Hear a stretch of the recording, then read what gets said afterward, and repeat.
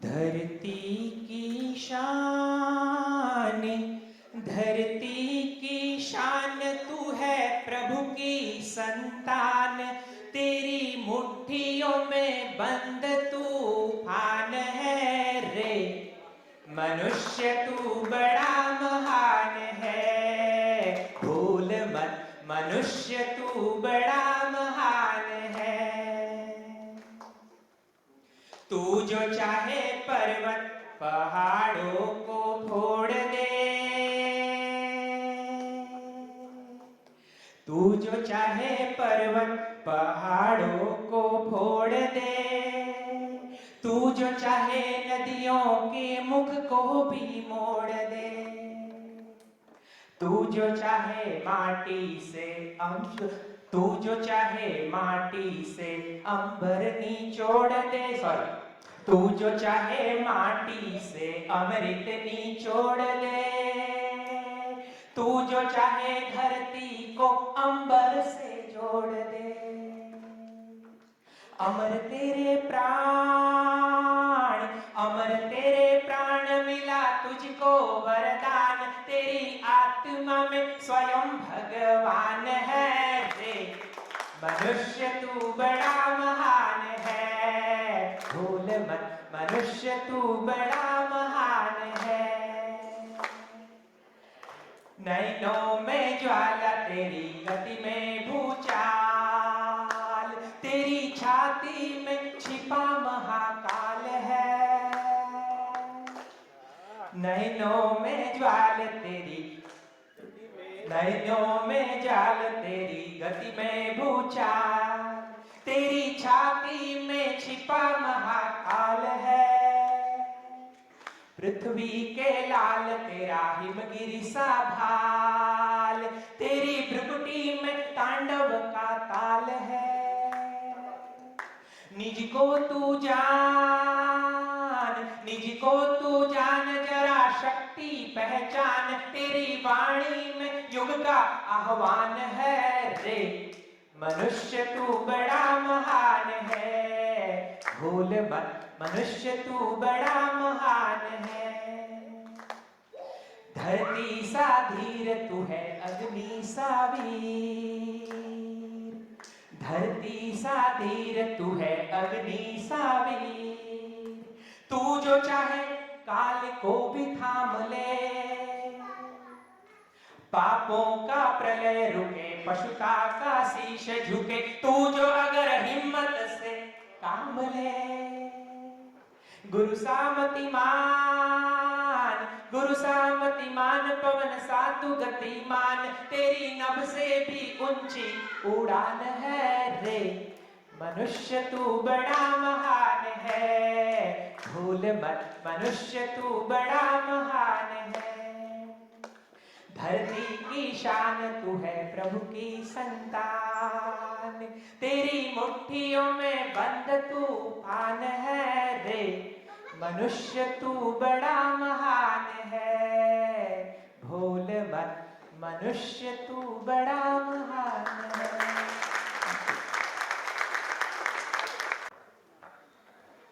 हाँ जी, सभी को नमस्कार। बोलिए। तो हम लोग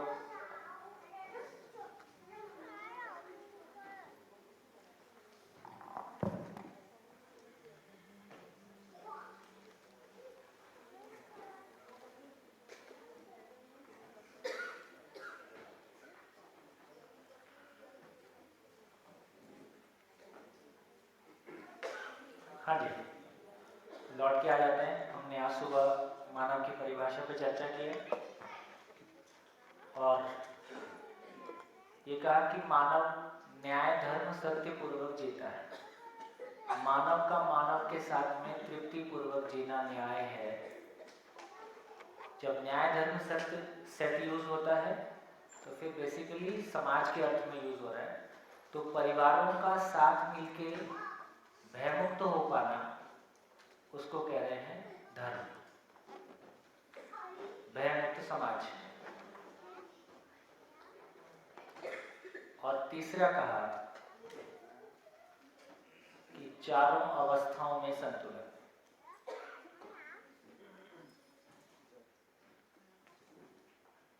इसको कहा कि सत्य प्रमाणित हुआ। हाँ जी, फिर से एक बार ध्यान दिला रहा हूं कि बेसिकली सत्य को हमने मूल ऊर्जा के रूप में पहचाना। सत्य का मतलब है कि जो सदा सदा एक सा भासमान है, एक सा भास होता है कि कोई चीज है, फिर उसको हम सुपरनेचुरल पावर कहें, ईश्वर कहें, कुछ और कहें, ये कहें, वो कहें, लेकिन कोई रियलिटी है जो सदा सदा है, जो अपरिवर्तनीय है ना? तो उसको हमने मूल ऊर्जा के रूप में, ज्ञान के रूप में पहचाना। तो सत्य प्रमाणित हुआ का मतलब है कि मानव के अलावा बाकी जो कुछ भी है वो सभी अपने निश्चित आचरण के साथ है, इसलिए वहां सत्य प्रमाणित है ही। मानव अनिश्चित आचरण के साथ है। यदि मानव निश्चित आचरण को, मानव अस्तित्व सह अस्तित्व है, मानव इस बात को समझ पाता है, तो मानव भी निश्चित आचरण के साथ होता है, और मानव के निश्चित आचरण के साथ ही चारों अवस्थाओं का वैभव व्यक्त हो पाता है। तो मानव के बिना शेष तीनों अवस्थाएं में सभी इकाइयां अपने आचरण के साथ हैं, लेकिन चारों अवस्थाओं की जो वैभव है, चारों अवस्थाओं का जो खिला हुआ स्वरूप है, वो मानव के आचरण के साथ ही व्यक्त होता है। ये भी एक इंपॉर्टेंट बात है। तो वहां पे फिर यह हुआ कि हाँ, सत्य प्रमाणित हो गया। मैं फिर से एक बार कह देता हूं कि एक मानव को समझ आई है, एक मानव समझदार हुआ है, एक मानव समाधान से सुखी हुआ है, तो वो करेगा क्या? मानव मानव के साथ जिएगा और शिकायत के साथ जिएगा कि शिकायत मुक्त होकर जिएगा? यदि दूसरे मानव में भी समझ पहुंचेगा तो उसका प्रमाण ही है, जैसे एक सब एटॉमिक पार्टिकल दूसरे सब एटॉमिक पार्टिकल के साथ में कॉन्फ्लिक्ट है कि हार्मनी है? दो एटम के बीच, दो सेल के बीच हार्मनी है। इसका मतलब है कि दो मानव में भी हार्मनी है, और वो संडे टू संडे रहता है कि हमेशा बना रहेगा? हमेशा बना रहेगा।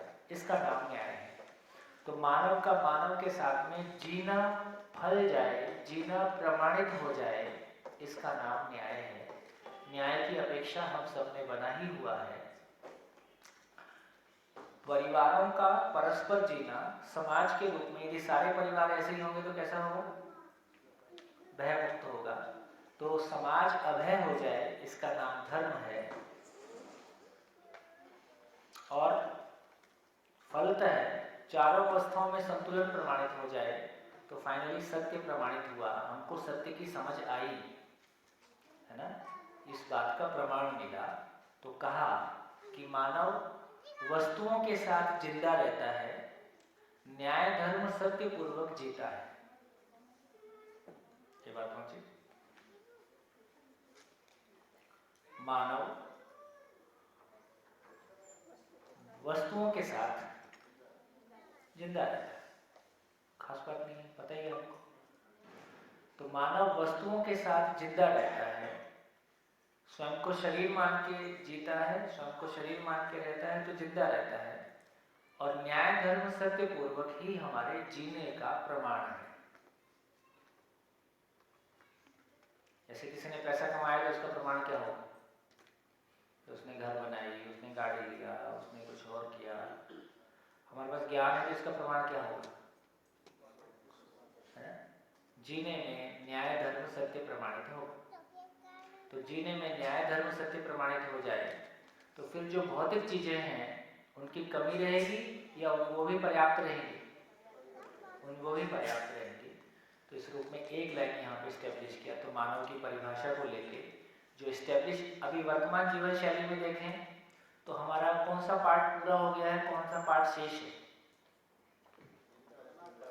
ये जिंदा रहने वाले पार्ट पे हमने काफी अधिकार पा लिया है, लेकिन ये पार्ट अभी शेष है।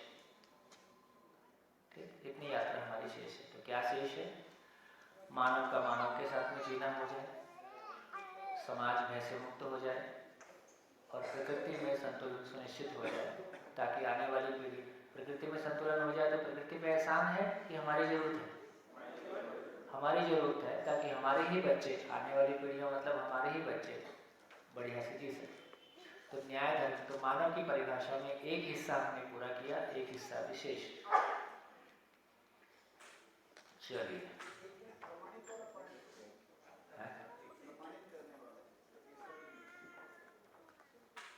अच्छा मैं तो बोल दूँ, तो इसको फिर से डेफिनेशन को फिर से लिख लेते हैं।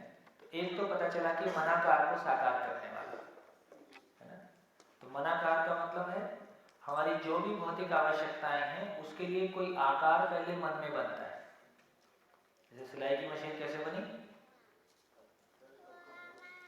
है ना, वो जिसने बनाई उसकी बीवी काफी परेशान रहती थी। मजाक में, सही घटना बता रहा। तो उसको सपने में वो डिजाइन दिखाई दी, ऐसा बताते हैं। तो ऐसे बहुत सारे, जब भी आप, जैसे भी हम लोग एजुकेशन में पढ़ते हैं, कोई सम सॉल्व नहीं होता है, सॉल्व करते करते सो जाते हैं, सुबह उठते हैं तो आंसर मिल जाता है। ऐसा कभी कभी होता है नहीं, समझ में आ जाता है। तो शरीर तो सो रहा है लेकिन मैं तो उसी में लगा हूँ। तो ऐसा बहुत सारा समय। तो कुल मिला के कहने का आशय इतना ही है कि कोई भी चीज़ यदि हमारी आवश्यकता बनती है, आवश्यकता आविष्कार की जननी है, जैसा कि हम सुनते हैं, तो कोई भी चीज़ की आवश्यकता बनी, उसमें हम सोचना शुरू करते हैं और जीवन में कोई उसका आकार बनता है, उसको फिर ट्रायल करके देखते हैं, उसमें कोई कमी रहती है तो फिर इम्प्रूव करते हैं। तो मनाकार को साकार करना, तो मानव में ये क्षमता है कि उसमें मनाकार भी होता है, उसमें कोई चित्रण भी होता है, उसमें कोई आकार भी बनता है, और उसको साकार करने के लिए शरीर हमारे पास पर्याप्त है। ये केवल मानव का शरीर है जिसमें विकसित मस्तिष्क, जिसमें ये हाथ में 360 डिग्री, ये फिर 360 डिग्री, ये फिर 360 डिग्री, ये केवल मानव के साथ है। तो कल्पनाशीलता भी है, उस कल्पनाशीलता को साकार करने के लिए अनुकूल शरीर भी है, तो कल्पनाएं साकार हो पाए, तो मनाकार साकार हो पाया। मानव के पास ये ताकत है। मनस्वस्थता का आशावादी, मनस्वस्थता मतलब सुख की निरंतरता, तो उसमें सुख की निरंतरता की आशा है, सभी में है। आशा ही बनी रहे कि उपलब्ध भी हो जाए, उपलब्ध भी हो जाए। उपलब्ध हो जाने का नाम प्रमाणित होना है। उपलब्ध हो जाने का नाम, उपलब्ध करा देने का नाम प्रमाणित होने का नाम। तो ऑथेंटिसिटी की चाहत मानव में नेचुरल है। मैं जो कह रहा हूँ वो सही है, मैं जो जानता हूँ वो सही है, ये एक नेचुरल चाहत सभी मानव में है। तो मैं जो समझा हूँ उसका प्रमाण क्या होगा? उसका प्रमाण परंपरा ही होगी। परंपरा का मतलब है मल्टीप्लिकेशन।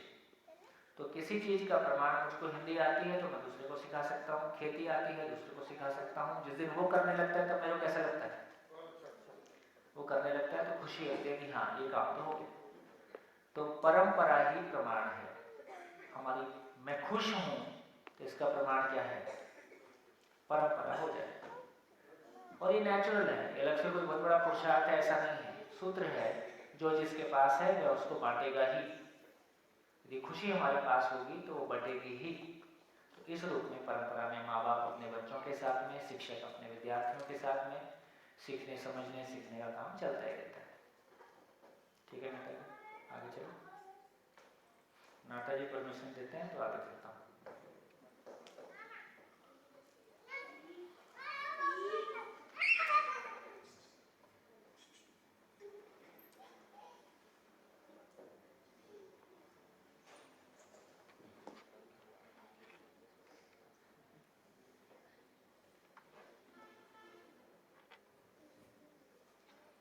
चलिए,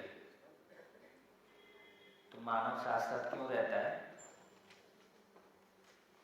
हम साथ साथ क्यों रहते हैं घर में? उठा ना, तुम रूठी रहो मैं मनाता रहूं।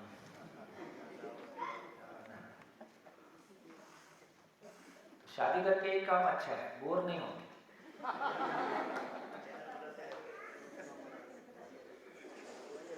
कुछ ना कुछ चलते ही रहता है। सुखी होते होते भी बोर हो जाते हैं ना, तो दुख साथ में वो शादी करने के बाद मिलता है। तो क्यों हम साथ साथ रहते हैं घर में? है? संबंध नहीं सुख है।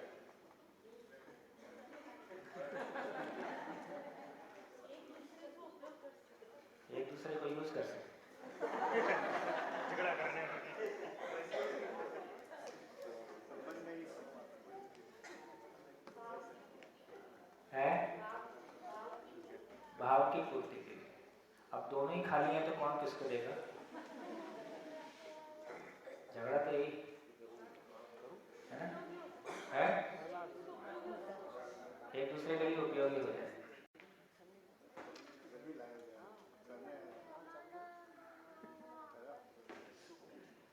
तो देखिए, मानव की परिभाषा अब हम कर सकते हैं। मानव न्यायिक सामाजिक इकाई।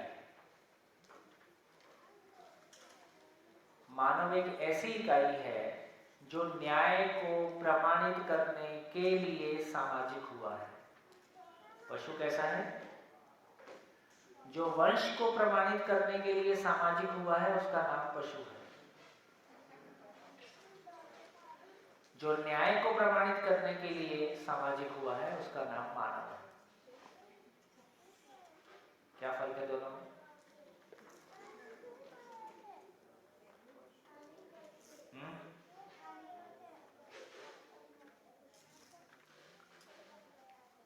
स्वयं को शरीर मान के जीता हूं तो शरीर को मल्टीप्लाई करता हूं और शरीर के लिए सामान जुटाता हूं।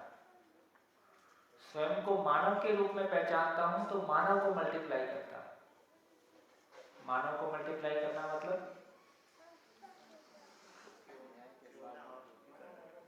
ज्ञान मल्टीप्लाई करना। जब मानव को मल्टीप्लाई करने की बात कर रहे हैं तो वंश उसमें आ गया कि नहीं आया? वंश उसमें आ ही गया।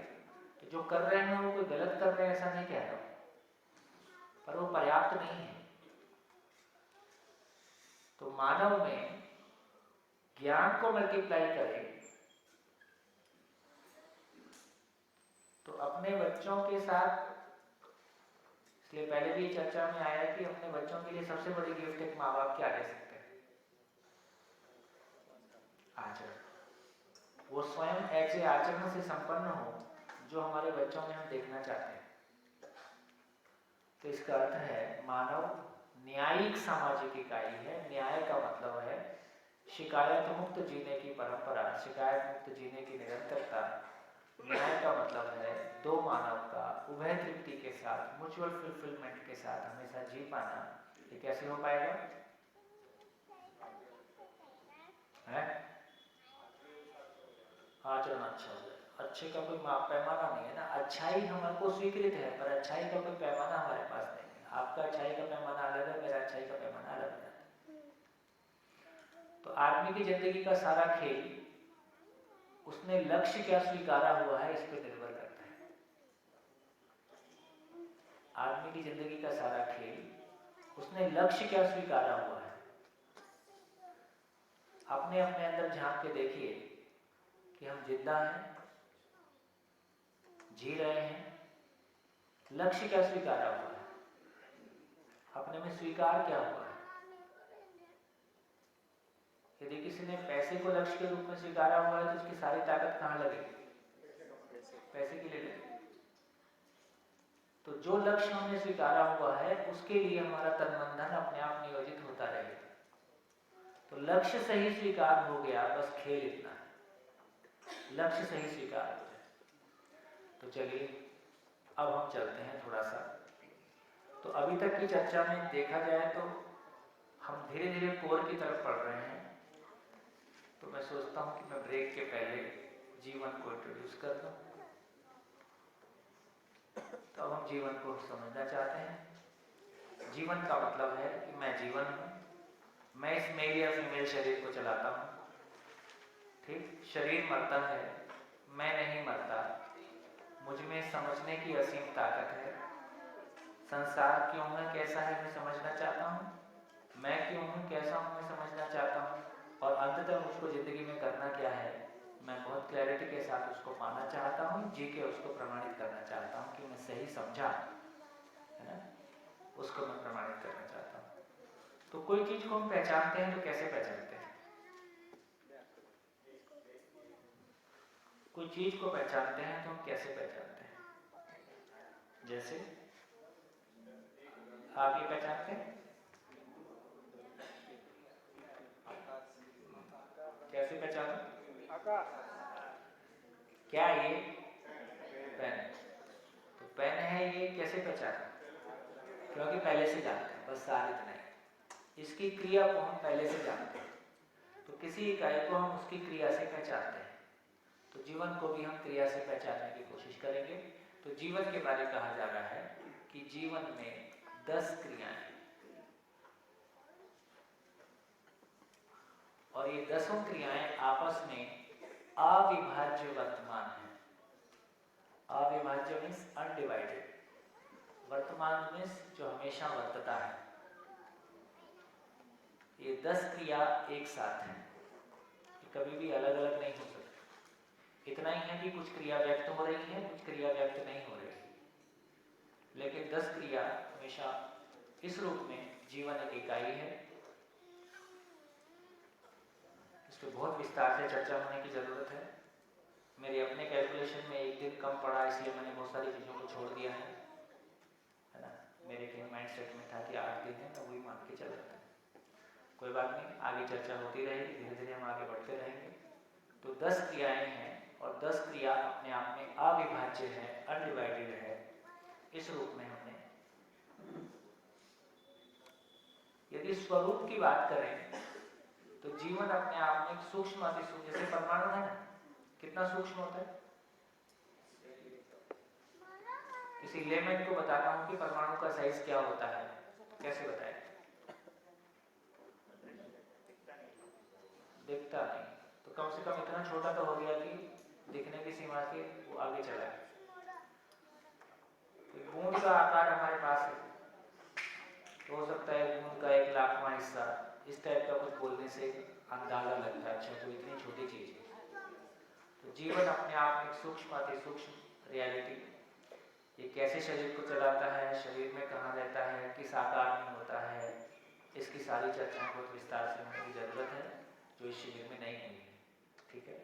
और मैं उनको नहीं कर रहा हूँ, मैं सीधा सीधा क्रियाओं की ओर चलता हूँ, ताकि कुछ व्यवहारिक पक्ष हमारे हाथ में आ जाए और धीरे धीरे हम उस कदम में आगे बढ़ें। तो मैं क्रियाओं के नाम बोलते जाता हूँ, और आप क्रियाओं को डायरेक्टली अपने आप में फील करेंगे, सीधा सीधा स्वनिरीक्षण पूर्वक अपने में उन क्रियाओं को देखेंगे, ठीक। मैं एक एक क्रिया बोलते जाऊंगा, इसमें लिखने का काम बहुत कम है, तो नोट्स लेने वाला काम उतना ही करें जितना समझने के लिए आपकी जरूरत हो, अदरवाइज नहीं करें तो ज्यादा अच्छा।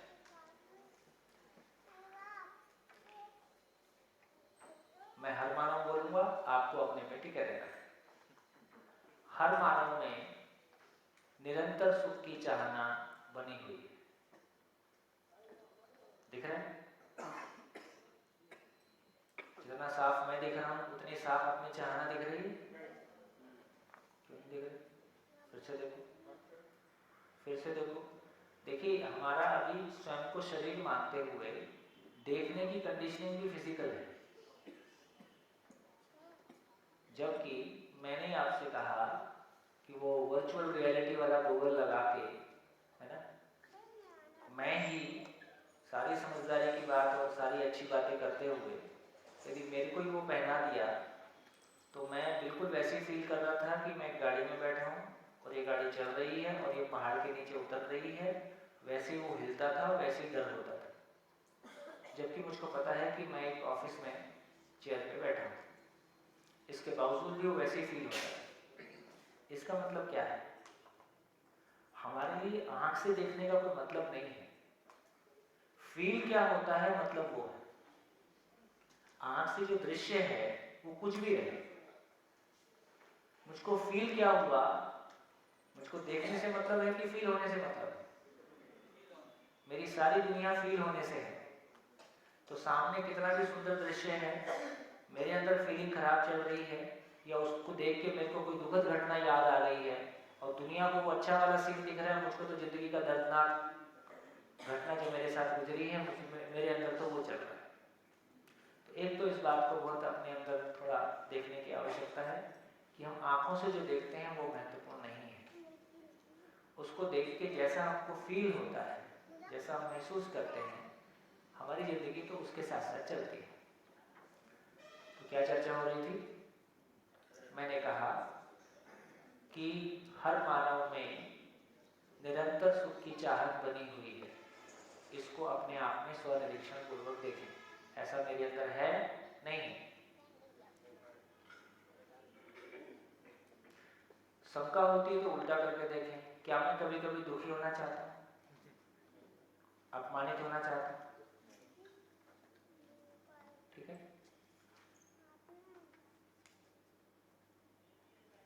तो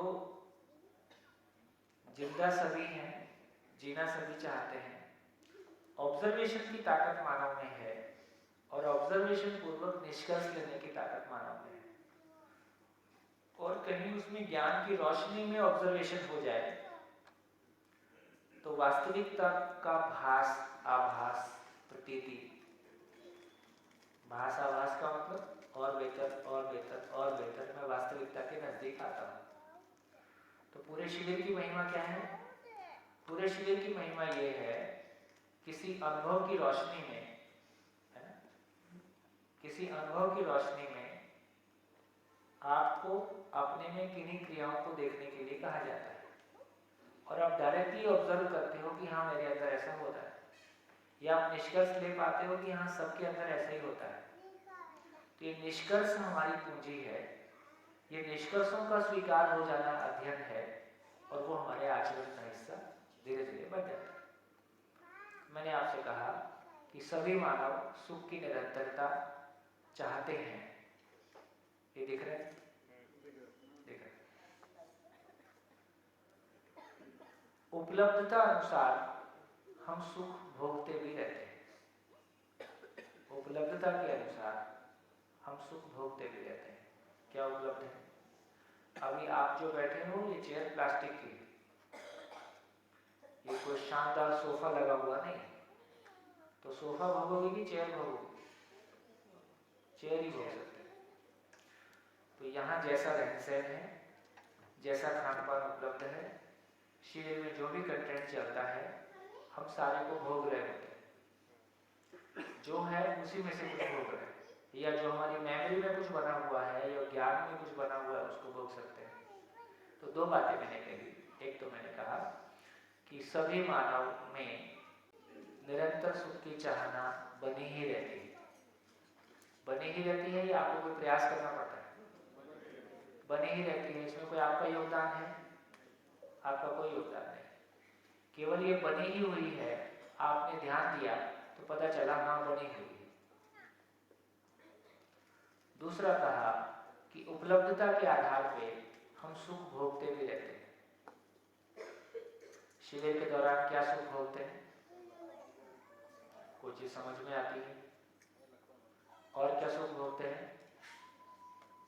संबंध में जीने की आशा जगती है, उसके बारे में क्लैरिटी मिलती है। फिर चाय पीते हैं, खाना खाते हैं, तब क्या भोगते हैं? ठीक, तब इंद्रियों का स्वाद भोगते हैं। तो उपलब्धता के अनुसार हम भोग ही रहे हैं कुछ ना कुछ। हर आदमी भोग रहे हैं। प्रॉब्लम कितनी है? हमारी कुल प्रॉब्लम कितनी है?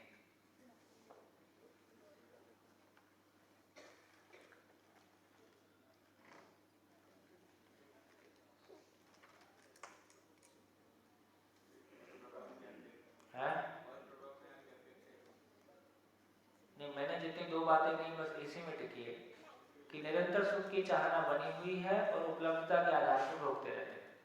क्या गैप है?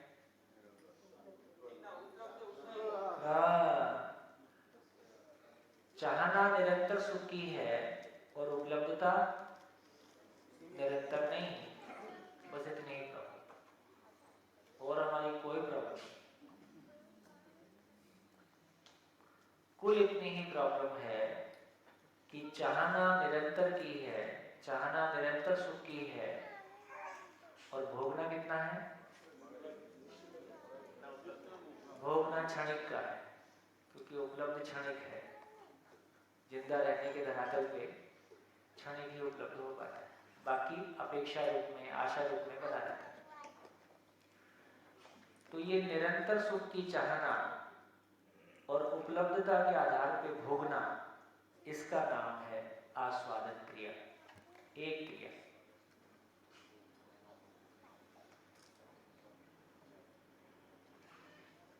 आस्वादन क्रिया, क्रिया नंबर 1। टोटल क्रिया कितनी? 10। एक क्रिया हो गई, अच्छे से देख लिया। आगे चलो।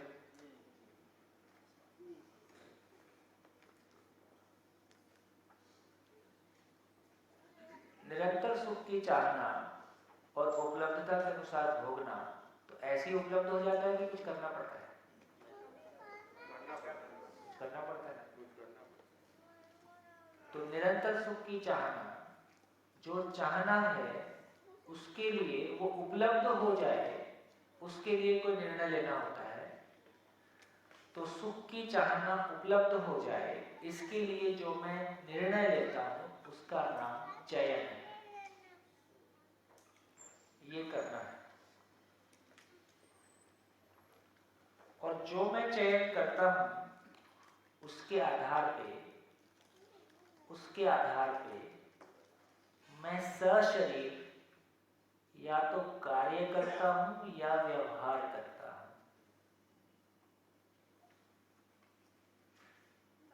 ये जीवन में हो रहा है। चयन, आस्वादन चयन कहाँ है? आस्वादन और चयन कहाँ पे है? जीवन। और कार्य व्यवहार कहाँ पे है? मानव में, सशरीर।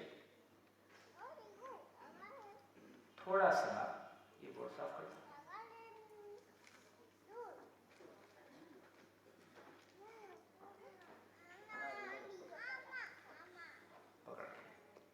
पकड़।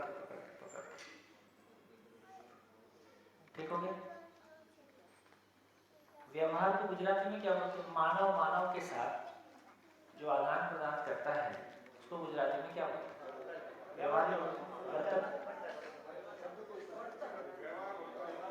व्यवहारिक बोलते हैं, क्योंकि व्यवहार शब्द बोलने से बीच में वो पैसे का आदान प्रदान बीच में आ गया था, उसको व्यवहार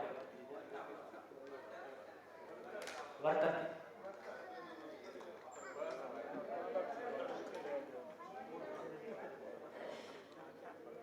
अब देखिए लोचा देखते हैं, लोचा कहाँ है?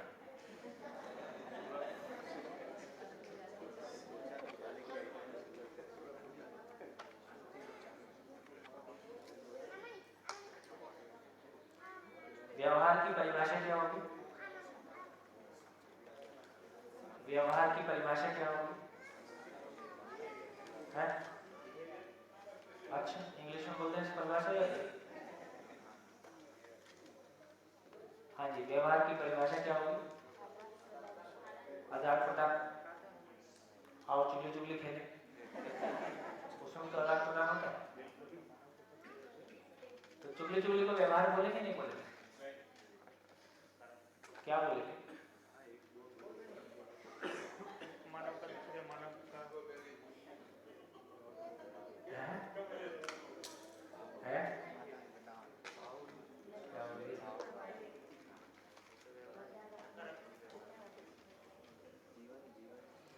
देख लीजिए, इस बात पे ध्यान आपका आ जाए, पहले ही मैं दिलाया हूं कि जब भी जीने से संबंधित कोई भी शब्द लिखते हैं उसकी परिभाषा पे सन्नाटा ही रहता है,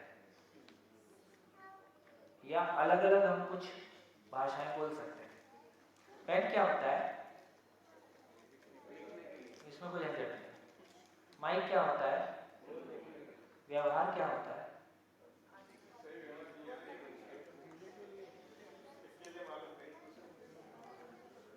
तो व्यवहार की परिभाषा है, असहमत होने का प्रयास बनाए रखें, मानव का मानव के साथ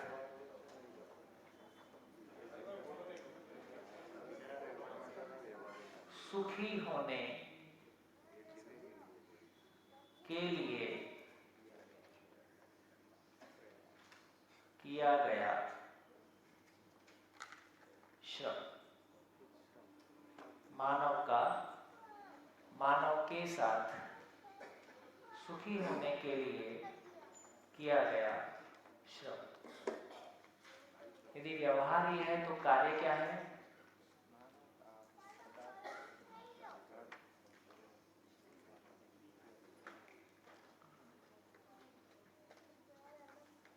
मानव का शेष प्रकृति, अदर देन ह्यूमन बीइंग, शेष प्रकृति के साथ सुविधा के लिए, सुविधा पाने के लिए किया गया श्रम।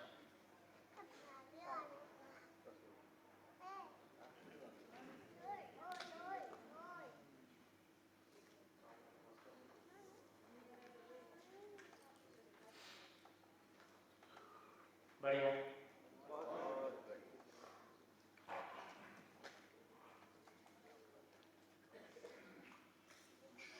तो पशु के साथ हमारे घर में गाय पाली है, कुत्ता पाला है, तो कुत्ते के साथ व्यवहार होगा कि नहीं होगा? क्यों? मानव के साथ ही होता है व्यवहार। सुविधा पाने क्यों? पशु के साथ सुविधा पाने है? सुविधा पाने के लिए सुविधा पाने के लिए। तो अभी हम मानव के साथ क्या करते हैं?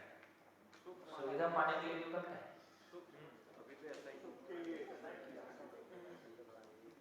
सुख क्या है? आप तो सपने में भी कोई उठा के पूछेगा तो समाधान ही बोलेंगे। सुख क्या है? समाधान। समझ, गुजराती वाला समाधान नहीं। तो एक बार सुख को हटा दीजिए और समाधान लगा के इसको जोर जोर से पढ़ें।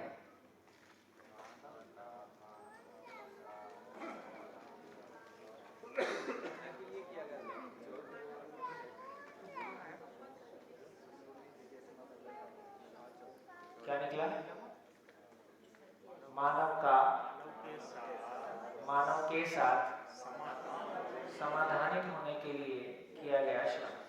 समाधानित मतलब क्यों जीना है, कैसे जीना है। ठीक।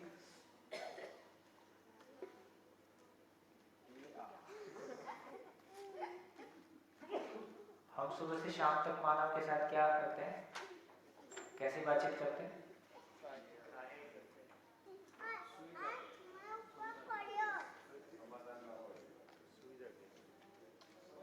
तो सुबह से शाम तक देखेंगे तो किसी भौतिक चीज पे बात हो रही है। उठ जाओ, चाय बन गई है। कितने बजे जाओगे?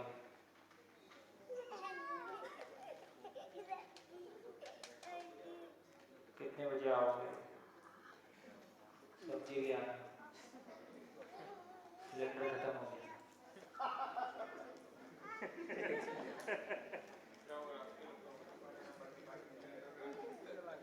किसी पार्टी में जाना है, टाइम से आ जाना, और किसी की 13वीं का कार्ड है, करते करते अपनी 13वीं आ गई। सुबह से शाम तक जो बातचीत घर में हो रही है उसको देखेंगे तो वस्तु के बारे में हो रही है, शरीर के बारे में हो रही है, या समाधान के अर्थ में हो रही है? वस्तु और शरीर के बारे में हो रही है। क्यों जीना है, कैसे जीना है, इसको लेके बातचीत, उसकी समीक्षा, जो कुछ हुआ उसका मूल्यांकन, आगे के लिए योजना, ऐसा नहीं। तो ये क्लैरिटी बनी। सिर्फ पशु के साथ व्यवहार क्यों नहीं हो सकता है?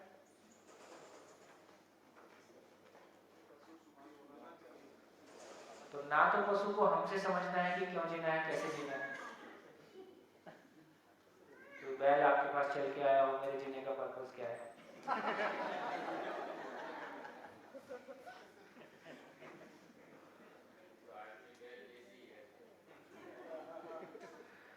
तो ना तो पशु से हमको सीखना है कि क्यों जीना है, कैसे जीना है, ना हमको पशु से सीखना है, ना पशु को हमसे सीखना है। तो इसका मतलब है पशु के साथ व्यवहार नहीं हो सकता, पशु के साथ कार्य ही हो सकता है ना? क्यों जीना है, कैसे जीना है, ये हम किससे समझेंगे? अपने से श्रेष्ठ मानव से समझेंगे, जिसने समझा होगा उससे समझेंगे। तो ये क्लैरिटी बनी। तो बस इस पर इतनी ही क्लैरिटी बनी कि अब तक हम रोजमर्रा की जिंदगी में व्यवहार कर रहे हैं कि कार्य कर रहे हैं। हम परिवार में व्यवहार के नाम पे कार्य ही कर रहे हैं। व्यवहार हमने किया नहीं, इसका प्रमाण क्या है? एक रिश्ता गिला शिकवा शिकायत से मुक्त नहीं है। यदि हमने व्यवहार किया होता तो हमको तृप्ति होती, है ना? जिस तृप्ति की तलाश में हम एक साथ हुए थे, वो मंजिल हमको मिली होती, वो तो अविशेष। इसका मतलब है लोचा समझ में आया कि हम व्यवहार के नाम पे कार्य ही करते हैं, कार्य ही अधिकांश करते। अपेक्षा व्यवहार की रहती है, लेकिन व्यवहार की योग्यता, व्यवहार की क्वालिटी तो अविशेष, इसलिए वो रिजल्ट नहीं आया जो अपेक्षित था। तो एक बात समझ में आ गया कि व्यवहार सही होगा तो उसका रिजल्ट क्या होगा, कार्य सही होगा तो उसका रिजल्ट क्या होगा, और रिजल्ट स्वयं बताएगा कि हम सही चले कि नहीं चले। ठीक, तो ये दो क्रिया संपन्न हो पाए। तो मानव, फिर से लौट के आते हैं, मानव में निरंतर सुख की चाहना, उपलब्धता के अनुसार भोगना लगातार बना हुआ है, इसका नाम आस्वादन क्रिया है।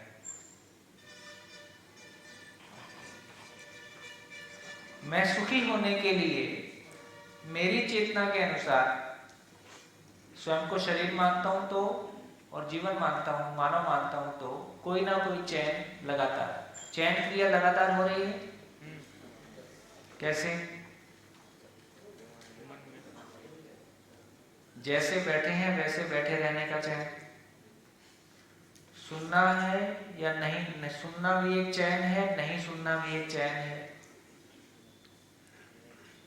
जिस पोस्चर में बैठे हैं उस पोस्चर में बैठने का, लिखने का, नहीं लिखने का, सुनने का, नहीं सुनने का, और बैठे बैठे यही सुनना है कि कुछ और सुनना है जो पहले से चल रहा था। तो बैठे बैठे एक ही चयन हो रहा है कि कई चयन एक साथ चल रहे हैं? तो चयन क्रिया निरंतर है, और चयन क्रिया में कंटेंट के रूप में देखें तो एक ही चयन नहीं है, कई चयन एक साथ बने हुए हैं। सोते समय होता है कि नहीं? सोते समय चयन क्रिया हो रही कि नहीं? कैसे? पलट के सोना है कि सीधे सोना है? सीधे सोते समय सोते रहने का चयन है, और कोई पॉइंट पे उठ जाने का चयन है, लगातार ही हो ही रहे। तो चयन क्रिया निरंतर है, आस्वादन क्रिया भी निरंतर है। यहां तक हो गया? यहां तक ठीक हो गया? देखिए, सारा मामला मेरे बोलने से कुछ नहीं होगा। जो कुछ मैं बोल रहा हूं वो आपको अपने में क्रिया रूप में दिखने लगे, और उसका फैलाव भी आपको दिखने लगे, और उस पर आप टिक पाओ कि हाँ, ये मुझ में हो रहा है। जितना साफ मैं आपको देख पाता हूँ, उससे ज़्यादा साफ मैं अपने अंदर में होने वाली क्रियाओं को देख पाता हूँ, मुझ में हो रही क्रियाओं को देख पाता हूँ, और फिर एक अभ्यास बन जाता है कि लगातार देखता ही रहता हूँ। आपसे बात करते हुए भी मुझको मेरी क्रियाएं दिखती हैं, है ना? तो आपसे बात करते समय भी मैं अपनी क्रियाओं के साथ में बना रह सकता हूँ। आगे चलते हैं। निरंतर सुख की चाहना और उसके लिए कोई प्रयास का नाम चयन है। अब निरंतर सुख की चाहना में जो उपलब्धता होती है, ऑप्शन होते हैं, हर बार एक ही ऑप्शन होता है भोगने के लिए, या कई ऑप्शन एक साथ बने रहते हैं? कई ऑप्शन एक साथ बने रहते हैं, है ना? तो कई ऑप्शन एक साथ बने रहते हैं। कई में से मैं किसको भोगना चाहता हूँ, अधिकतम सुख को या न्यूनतम सुख को? अधिकतम सुख। यदि दुख भी भोगना पड़ता है तो मैं किसको भोगना चाहता हूँ, अधिकतम दुख को या न्यूनतम दुख को? न्यूनतम दुख को। तो एक बात क्लैरिटी के साथ पकड़ में आ गई कि निरंतर सुख की चाहना बनी रहती है। सुख की चाहना के लिए लगातार कोई चयन होता रहता है, और जो उपलब्ध है उसमें से मैं सुख मैक्सिमाइज हो जाए और दुख मिनिमाइज हो, उस समीकरण को भोगने का प्रयास, उस स्थिति को मैं फाइनली तय करता हूं कि हाँ ये मेरे को भोगना है। अब ये तय कैसे होगा कि उपलब्ध 4 ऑप्शन है, 10 ऑप्शन है, 10 ऑप्शन में से 4 ऑप्शन में से मैं कौन से ऑप्शन को ऑप्ट करूं, ये तय कैसे होगा? एट ए टाइम 4 ऑप्शन है, 10 ऑप्शन है, 10 में से मेरे को कोई एक तय करना है कि मैं इसको ऑप्ट करता हूं, इसको मैं भोगूंगा।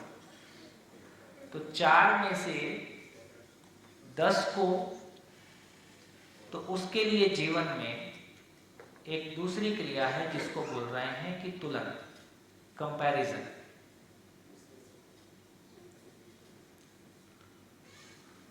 तो तुलन की क्रिया, कंपैरिजन की क्रिया जीवन में है ही, और कंपैरिजन करते हुए किसी एक तक पहुंचने का जो प्रोसेस है उसको विश्लेषण कह रहे हैं।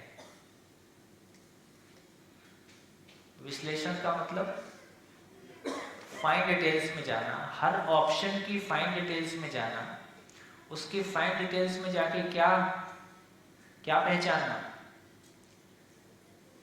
कि सुख कितना है।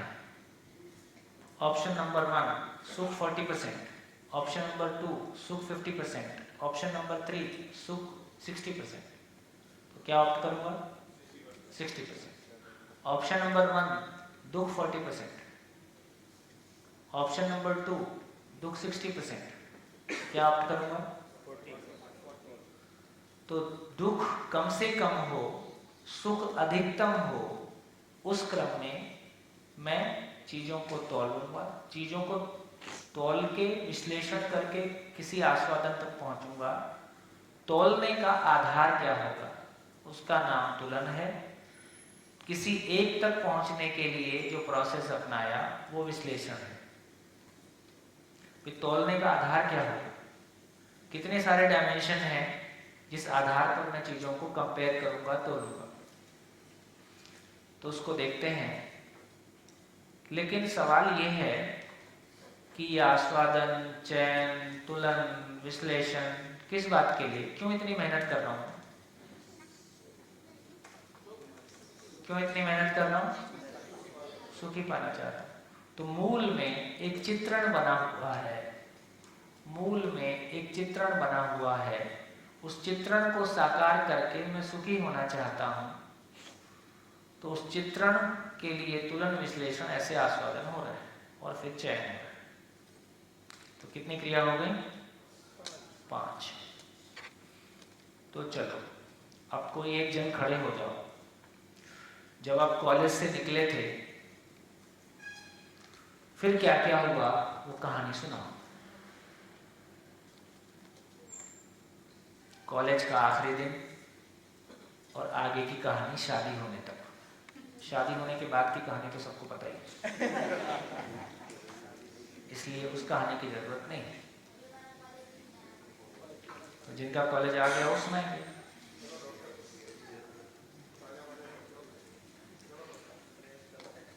उनका शादी नहीं हुआ है, वहाँ तक की जर्नी उनको मालूम है।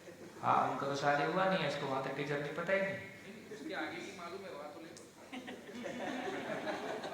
कॉलेज से आगे तक हो गए।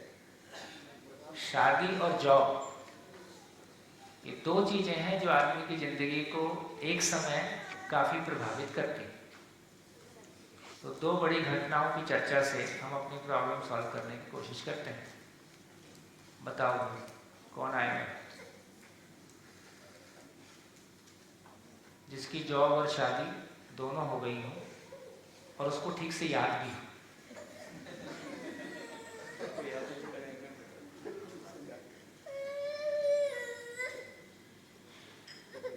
हाँ जी है।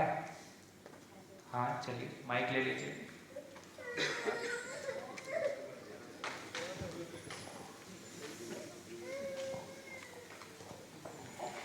मेरी जीवन किताब खुली कर रही हूँ। माइक थोड़ा दूर कर लीजिए, धीरे धीरे बोलिए। मेरी जीवन किताब खुली कर रही हूँ। एमएससी करने के बाद हायर सेकेंडरी में लेक्चरर की पोस्ट मिली, तो 1 साल वहाँ पे काम किया।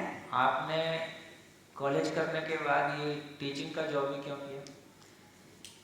क्योंकि पहली जॉब उसी में मिली और बॉटनी मेरा सब्जेक्ट था, तो दूसरे कहीं पे हो नहीं सकता था। सो जो पहली जॉब मिली वो ले ली, जो मिला ले ली। जो मिला ले ली। ले ली।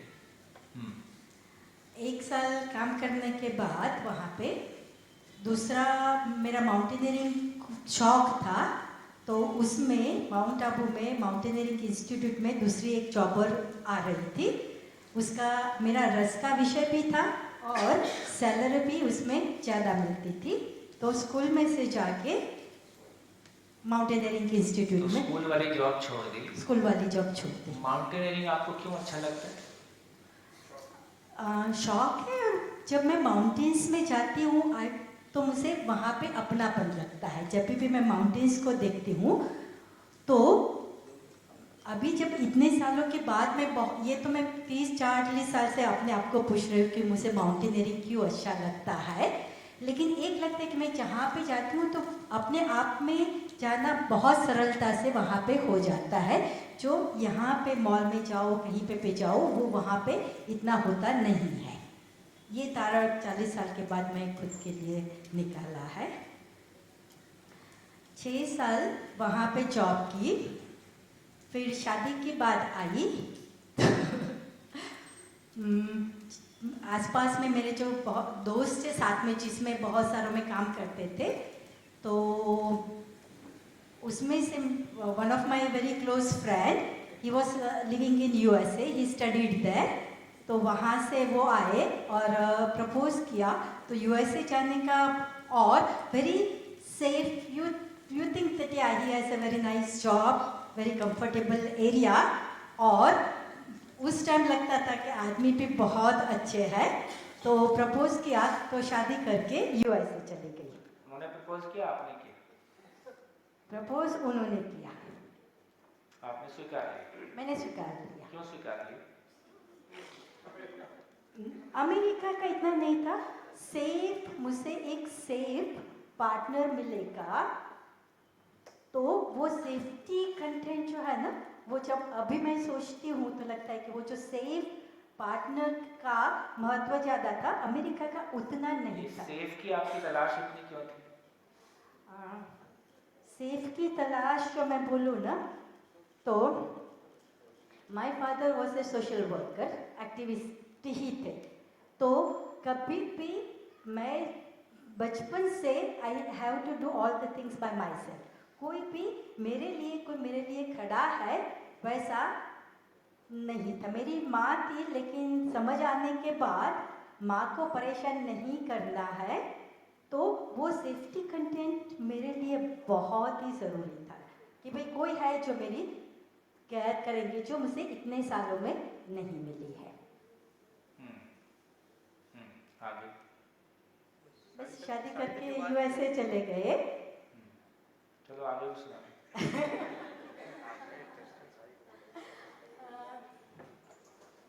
वहाँ पे 12 साल रहे। थोड़ा दुखद अनुभव भी है, सो जब शेयर करती ही हूँ। मैंने सोचा कि शादी तक का ही शेयर करना, इसलिए मैं खड़ी हो गई थी। नहीं आपकी इच्छा है, नहीं शेयर करना। नहीं, कर ही लेती हूँ। 12 साल हम लोग वहाँ पे रहे। फिर my husband wanted to come back to India, because उनकी फैमिली बहुत सारी यहाँ पे थी। मेरी फैमिली तो USA में ही रहती थी, सो आई वॉज प्रीटी कंफर्टेबल उधर। लेकिन उनको आना था, और मुझे ऐसा था कि जो मेरे हस्बैंड को अच्छा लगता है वो मेरे लिए भी अच्छा है। कि सब लोग मुझे पूछ रहे थे कि क्योंकि वहाँ से कोई वापस इंडिया नहीं आता है, तो उस टाइम का मेरा डिसीजन जो था कि मैं जब वो इंडिया एयरपोर्ट पे उतरेंगे और उनकी आंख में जो चमक दिखेगी कि भाई मुझे इंडिया जाना था और मैं आ गया, तो वो चमक और वो उनका जो इच्छा है वो मेरे लिए ज़्यादा महत्व है वहाँ पे यूएसए की फैसिलिटीज़ में रहने के बजाय। तो हम लोग इंडिया वापस आ गए। उसके बाद में आदमी बदलता है पता नहीं, लेकिन संघर्ष होना शुरू हो गया थोड़ा बहुत, उसमें नहीं जाते हैं। और इंडिया आने के बाद 7 या 8 साल के अंदर हम लोग अलग हो गए। अभी अलग है? अभी भी अलग है। बढ़िया, बहुत बढ़िया, थैंक यू। तो एक जर्नी हमने सुनी। इस जर्नी इस तरह से हम सबकी कोई जर्नी है, और उस जर्नी में एक तरह के माइंडसेट से हमने कोई निर्णय लिए हैं, और नेचुरल है कि दो लोगों की परस्परता में ही कोई निर्णय होता है और हमारे अपने माइंडसेट से कोई निर्णय होता है। लेकिन हम ये समझने की कोशिश करेंगे इस प्रोसेस में कि सब क्या हुआ।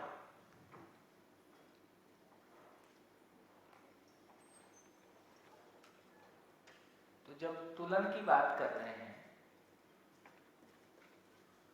थोड़ा तुलन क्रिया को समझ रहे हैं, क्योंकि ये तुलन क्रिया बहुत इंपॉर्टेंट है। फिर मैं नीचे आस्वादन पे भी उसके बाद आ जाऊंगा। देखिए, कभी हम कहते हैं कि मेरा एक मन ये कहता है, मेरा दूसरा मन ये कहता है, मेरा दिल ये कहता है, मेरा दिमाग ये कहता है। और कभी कभी हम निर्णय ले पाने की स्थिति में नहीं होते हैं, क्योंकि कोई क्लियर आधार हमको नहीं दिख रहा होता है, या अपने भीतर एक जंग, अपने भीतर एक कन्फ्लिक्ट चल रहा होता है, या कोई एक व्यक्ति किसी परिस्थिति में एक प्रकार का निर्णय लेता है। जैसे इन्होंने हस्बैंड ने वापस आने के लिए कहा, उन्होंने साथ आने के लिए सहमति दे दिया, क्योंकि प्रायोरिटी में कहीं संबंध को रखा। हो सकता है करियर प्रायोरिटी में रहता तो लग सकता था कि नहीं, अमेरिका रहना ही मेरे लिए ज़्यादा अच्छा है, तुमको जाना है जाओ, आते जाते रहेंगे, कुछ मैनेज करेंगे। तो जब भी हम कोई निर्णय लेते हैं, उसमें कोई हमारी दृष्टि काम करती है, उसका कोई आधार होता है। उस आधारों के बारे में हमको क्लैरिटी होगी तो मैं किन आधारों पर निर्णय लेता हूँ और सामने वाला किन आधारों पर निर्णय लेता है, दोनों के निर्णय क्या हुए ये एक बात है, लेकिन निर्णय लेने का प्रोसेस क्या रहा, यदि उस पर भी ध्यान जाता है तो बहुत सारा संवाद और बहुत सारी प्रतिक्रिया से हम बच सकते हैं, है ना, चीजें हैंडल हो सकती है। तो यदि तुलन को देखें तो मानव में कितने प्रकार के तुलन हैं? तो धरती के सभी लोगों का मैक्सिमम 6 प्रकार का आधार हो सकता है। आप असहमत होने का प्रयास बनाए रखें। या तो कोई व्यक्ति प्रिय दृष्टि के साथ चीजों को स्वीकार या अस्वीकार करता है। प्रिय का मतलब है शब्द, स्पर्श, रूप, रस, गंध। जैसे किसी को माउंटेनियरिंग अच्छा लगता है तो हो सकता है, आप ही देखिए कि उसको देखना, जो भी इंद्रियों से सूचना ग्रहण होती है, उसकी हमारी एक प्रकार की पसंद बनी हुई है। तो प्रिय के कितने वेरिएशन हो सकते हैं, गिने जा सकते हैं कि नहीं गिने जा सकते? अनलिमिटेड। प्रिय के कितने वेरिएशन हो सकते हैं? मानव में कल्पनाशीलता की ताकत है। एक शब्द के कितने वेरिएशन हो सकते हैं? किसी को पॉप म्यूजिक अच्छा लगता है, किसी के लिए वो शोर है। किसी को शास्त्रीय संगीत अच्छा लगता है, किसी के लिए वो शोर है। ठीक? तो हमारी अपनी स्थिति के अनुसार कोई लोग किसी समय हित के आधार पर निर्णय लेते हैं। हित का मतलब शरीर का स्वस्थ रहना। किसी समय पे हम धन के आधार पर निर्णय लेते हैं तो उसको कहा लाभ दृष्टि। इस तुलन का मतलब दृष्टि, नजरिया, व्यू पॉइंट। लाभ मतलब धन के आधार पर निर्णय लेते हैं। न्याय संबंध को केंद्र में रखकर संबंध में जीने के लिए धर्म बेसिकली जब यहाँ न्याय धर्म के सेट की बात कर रहे हैं तो समाज के रूप में बात कर रहे हैं, अभयता की बात कर रहे हैं। और जब यहाँ सत्य की लिख रहे हैं तो समाज की जब बात कर रहे हैं तो समाज अखंड समाज ही है और सार्वभौम व्यवस्था।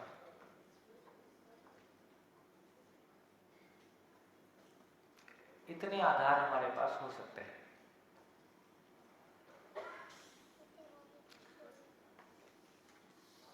यदि आपकी कहानी के निर्णय को देखें, आप कॉलेज से निकले, जो जॉब पहली मिली आपने ले ली, इसका मतलब दृष्टि कौन सी थी? तो धन की अपेक्षा थी, जहां से पहली बार से मिला वो ले ली, तो धन दृष्टि ने काम किया। दूसरी बार क्या काम किया?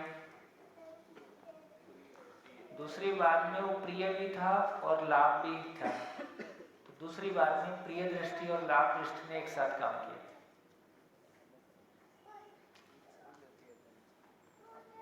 वो अमेरिका जाने के लिए कौन सी दृष्टि ने काम किया?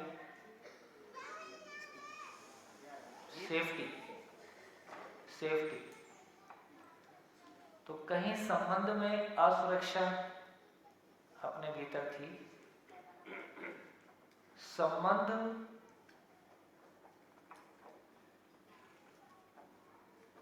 अभी केंद्र में सेफ्टी है तो इतना ही है कि नेगेटिव कुछ मत हो, पॉजिटिव अभी आगे है। हाँ है नहीं, अब वो शरीर के लिए था तो फिर हित में जाएगा। नहीं, सुरक्षा जो है वो भावनात्मक भी है। मुझको लगता है आपकी सुरक्षा भावनात्मक थी, इसलिए मैं उसको न्याय में रख रहा हूँ।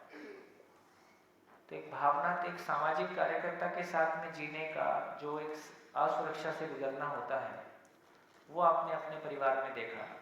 उसके चलते मेरे साथ इस तरह की स्थितियां ना बने, तो एक सेफ्टी को ध्यान में रखते हुए तो कहीं ना कहीं उसमें अर्थ भी है ना, और लड़का भी ठीक लगा, है ना। तो उस तरह से हमने एक निर्णय लिया। जब अमेरिका से वापस आए तो कौन सी दृष्टि ने काम किया? तो कहीं ना कहीं संबंध में जीने की अपेक्षा है तो न्याय दृष्टि ने काम किया। हो सकता है आपको करियर के ढंग से होता तो लाभ दृष्टि या प्रिय दृष्टि काम करती, हो सकता है आपको अमेरिका अच्छा लगता। तो इस तरह से हम देखते हैं कि कैसे दृष्टियां काम कर रही। इन 6 दृष्टियों को देखें तो इनमें से कितनी दृष्टियां हैं जो हम वर्तमान में जीते हैं और कितनी हैं जिसमें हम नहीं जी पा रहे हैं और अपेक्षाएं बनी हुई हैं।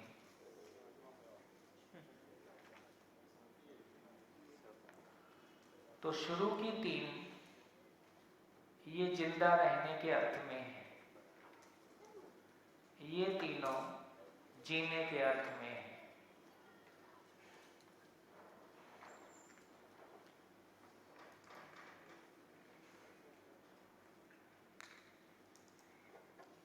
प्रैक्टिकली हम क्या कर पा रहे हैं? प्रिय हित लाभ को तो फिर भी हम जी पा रहे हैं या उसके साथ हम जिंदा हैं, क्योंकि उतना अधिकार हमारा बना हुआ है। लेकिन न्याय धर्म सत्य में, न्याय धर्म सत्य का मतलब है कि संबंध में तृप्ति हो जाए, समाज भय से मुक्त हो जाए और प्रकृति में व्यवस्था बनी रहे। या तो ये हमारी तीव्र इच्छा, हमारी ज्यादातर तीव्र इच्छा पारिवारिक लोगों के अंदर देखें तो उनका इच्छा यहाँ तक जाता है कि संबंध में तृप्ति हो जाए। जो लोग बहुत वेल मीनिंग के साथ में समाज में लगे हैं, उनकी इच्छा कहाँ तक चली गई? समाज और नेचर के साथ कुछ करने की हम सोचते हैं, वो हित दृष्टि भी हो सकती है। जैसे पर्यावरण के लिए जो लोग काफ़ी सारा सेंसिटिव होते हैं, उसमें हित दृष्टि का बड़ा रोल है। तो इससे ये पता चला कि अपने ही अंदर इतने सारे आधार रखे हुए हैं, उसमें से ये 3 ज़्यादा जीने वाला भाग अपेक्षा के रूप में बना हुआ है, इसकी योग्यता नहीं है। यहाँ जिंदा रहने वाले भाग में इसकी, जैसे यदि पॉपुलेशन वाइज देखें तो कितने प्रतिशत लोग होंगे, ज़्यादा लोग किसमें दिखाई देते हैं? मैक्सिमम जनसंख्या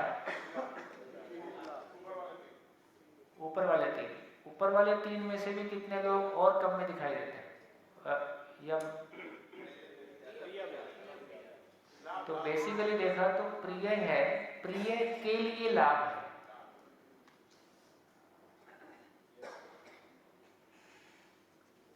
प्रिय के लिए लाभ है और शरीर के लिए बहुत जागरूक हों, ऐसे कितने लोग दिखाई देंगे? उनकी संख्या भी कम है। लेकिन शरीर के लिए कोई जागरूक है और बहुत जिम जाता है, नहीं, अच्छी बात है, लेकिन उसकी दृष्टि क्या है? बॉडी बिल्डअप करने के पीछे दृष्टि क्या है? तो यदि लोगों को दिखना वाला भाग है, तो दृष्टि कौन सी है? प्रिय दृष्टि। तो प्रिय दृष्टि के लिए हित यूज हो रहा है, दृष्टि प्रिय दृष्टि हित नहीं है। ठीक हो गई?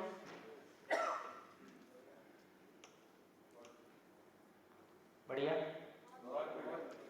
तो ऐसे बोलो ना कि स्वयं को देखो, क्या देख ले भाई? तो क्या देखो? क्रियाओं को देखो। तो क्रियाओं पे मेरा जितना अधिकार बनता है, उतना देर मैं अपने साथ बना रहता हूं। सूत्र है, स्वयं से स्वयं का विलगीकरण ही दुख है, आपने पहले लिखा है। स्वयं से स्वयं का विलगीकरण ही दुख है। मैक्सिमम टाइम अभी देखें तो हमारे विचार में मैं हूं या कोई दूसरा है, दूसरा व्यक्ति या दूसरी या साधन, जनरल है ना। और जब अपने बारे में सोचता हूं तो क्या सोचता हूं? तो या तो प्रियहित लाभ है, या फिर भूतकाल की पीड़ा है, वर्तमान से विरोध है, भविष्य की चिंता है।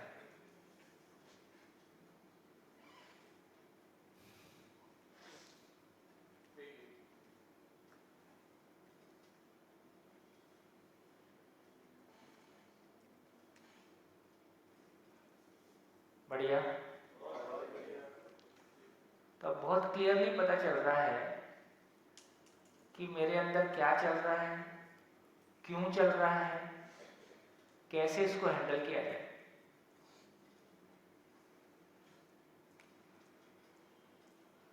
अब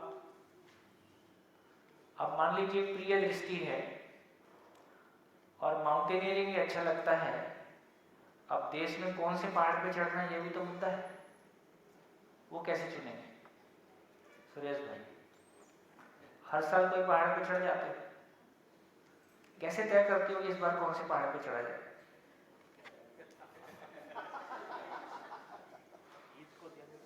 न्याय की दृष्टि है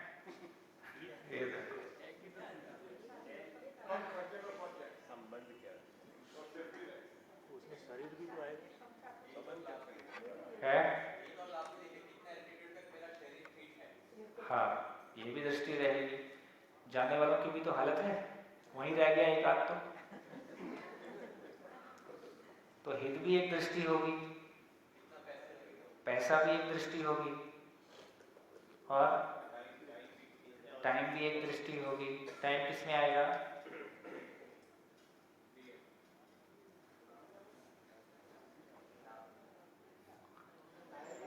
टाइम तो बोले सब में आ जाएगा।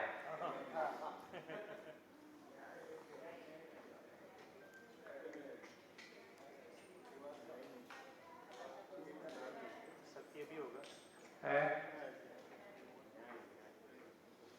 फिर टाइम का प्रॉब्लम क्या है? क्यों जल्दी वापस आना चाहते हैं? बढ़िया अच्छा लगता है वहीं रह जाओ, आके कमाने लगे तो कौन सी दृष्टि हुई? लाभ दृष्टि। टाइम मतलब लाभ।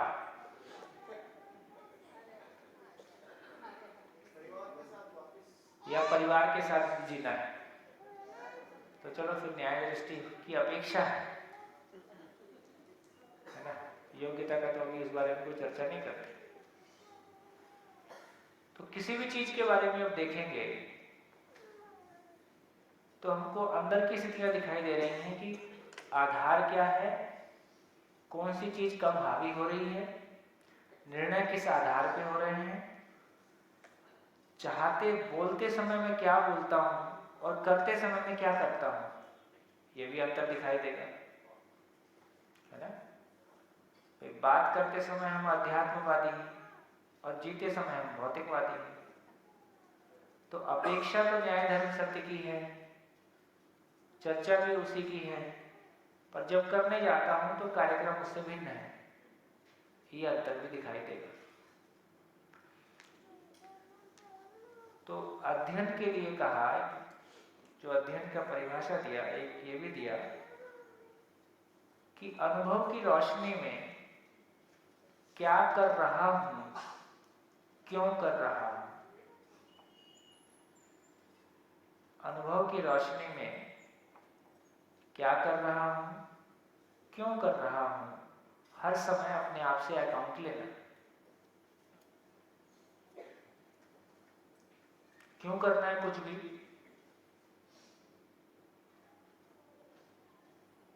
क्यों करना है? मैं बोलूं तो क्यों बोलूं, मैं कहीं जाऊं तो क्यों जाऊं, कुछ भी करूं तो क्यों करूं। तो आंसर तो इतना ही मिला कि धरती पे सभी मानव सुखी होना चाहते हैं, समाधानित होना चाहते हैं। सभी परिवार शिकायत मुक्त, अभाव मुक्त होना चाहते हैं। समाज भय से मुक्त हो, ऐसा हम सभी चाहते हैं। प्रकृति में संतुलन हो, ऐसा हम सभी चाहते हैं। मेरा सोचना, बोलना, करना यदि इनसे कनेक्ट होता है तो ये सही कर्म है। यदि इससे कनेक्ट नहीं होता है तो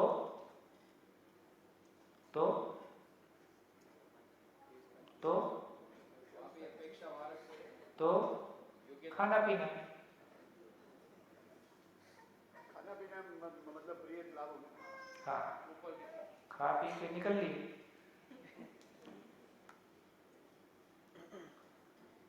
ठीक, बहुत ठीक, बहुत बढ़िया। तो मेरे लिए, मुझको आपके लिए तय नहीं करना है, आपको मेरे लिए तय नहीं करना है। मैं अपना कर लूंगा, आप अपना कर लो। लेकिन झंझट ये है, हमारी आदत है, आदमी क्या है, बाय नेचर परोपकारी है। वो अपने उद्धार के पहले दूसरे का उद्धार सुनिश्चित करता है। मैं तरूं नहीं तरूं, पर बाजू वाले को तो तार ही दूं। हाँ, तो मैं समझूं कि नहीं समझूं, पर दूसरा समझे, इसलिए लगातार उसकी गलतियां निकालना और उसको बताना कि तुम क्या करो, मैं क्या करूं। तो कहीं ना कहीं जो मैं बात सोचता हूं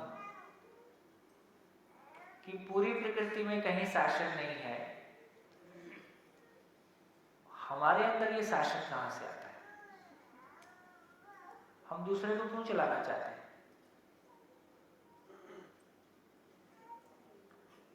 तो मूल में समझ में आया, जब खुद पे चलती है,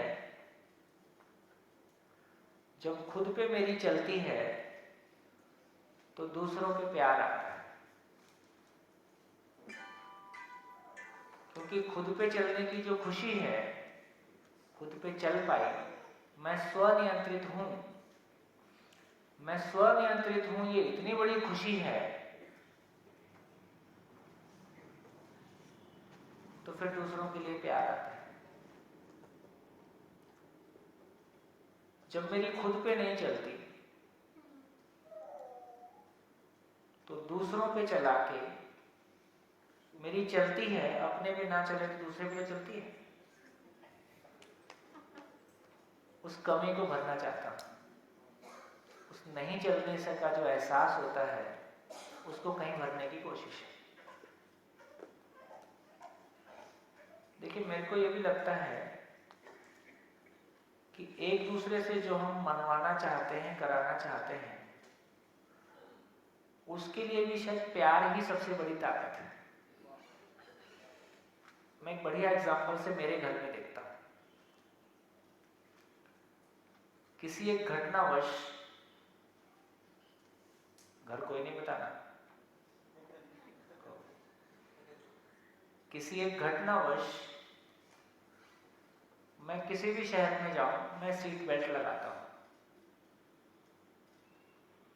हमारे एक मित्र थे, 6-7 साल पहले की घटना होगी। नंद कुमार जी महाराष्ट्र के प्रिंसिपल एजुकेशन सेक्रेटरी रहे। उनको किसी ने बुलाया था, उन्होंने मना कर दिया। वो मेरे को बोले कि सोम भाई, आप बोल दोगे तो हो सकता है मामला बन जाए, जब सरदार शहर। तो मैंने उसको रिक्वेस्ट किया, जो भी योग संयोग हुआ उन्होंने मान लिया, वो चले गए। और सरदार शहर में उनका एक्सीडेंट हुआ और 3 जगह से टांग टूटी। तो पीछे बैठे थे गाड़ी के पीछे बैठ के आगे वाली सीट के नीचे पैर डाल देते हैं अपन, ऐसे बैठ जाते हैं। तो सामने से एक गाड़ी दूसरी गाड़ी से टकराई, वो गाड़ी उछल के इनकी गाड़ी पे आके पड़ी और बचाते बचाते इनकी गाड़ी जाके रोड के नीचे आके पलट गई। तो बहुत जोर से जो ब्रेक मारा तो बॉडी आगे चली गई डैशबोर्ड पे, टांग नीचे रह गई अटकी हुई। समझ गए? टांग तो चेयर के नीचे थी। अब बॉडी तो जैसे ब्रेक मारा तो बीच की 2 सीट की बीच की जगह में से बॉडी निकल के आगे पहुंच गई और टांग पीछे रह गई। तो 3 जगह से टूटी। जब उनको जयपुर हॉस्पिटल ले गए तो उन्होंने कहा कि इनको तो हार्ट का प्रॉब्लम है, यहाँ ऑपरेशन नहीं होगा। तो फिर उनको बहुत मुश्किल से मुंबई लेके गए, ऑपरेशन हुआ। तो उस दिन मेरा ध्यान इस बात पे गया कि जितना सीट बेल्ट की आगे वाले को जरूरत है, उससे ज्यादा जरूरत पीछे वाले को है। और सभी लोग पीछे वाले तो ये बैठते गाड़ी में जैसे घर में मैं ड्राइंग रूम में बैठा हूं, जबकि आप हवा में लटके हो। उस घटना के बाद से मैं हमेशा सीट बेल्ट लगाई। उस दिन के बाद मेरे को स्वीकार हो गया कि सीट बेल्ट के बिना गाड़ी में बैठना बिल्कुल एकदम गलत चीज है। हाँ, सिटी में जा रहे हैं 10 की स्पीड से, 15 की स्पीड से, तो अलग बात है। अब मेरी धर्मपत्नी, उसको सीट बेल्ट लगाना ही नहीं।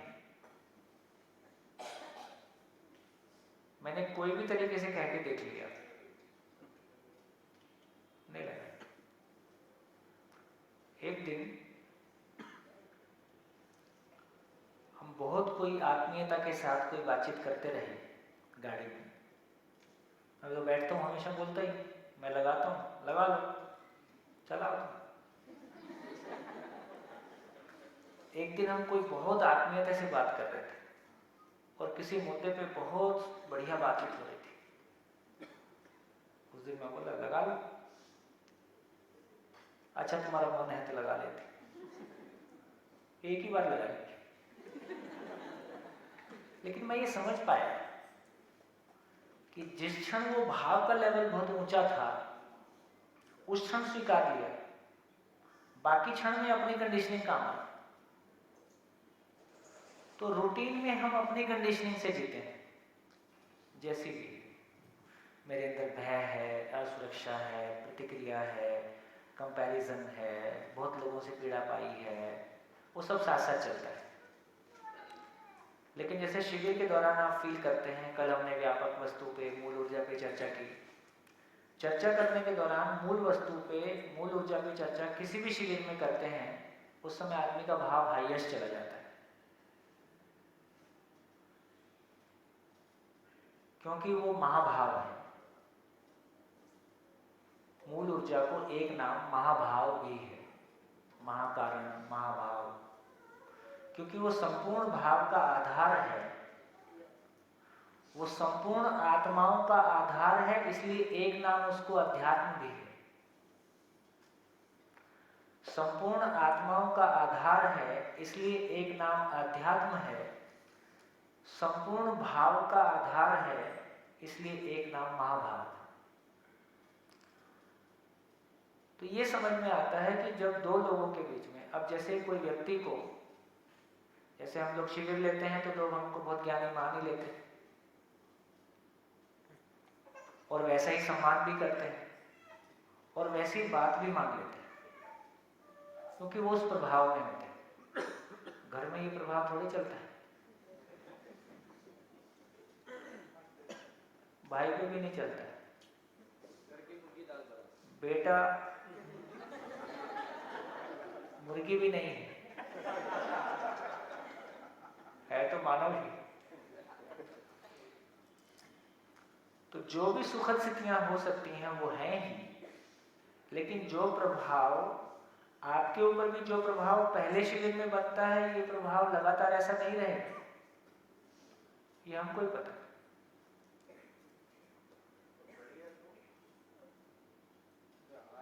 वो ठीक है, जनरल बात कह रहा हूँ,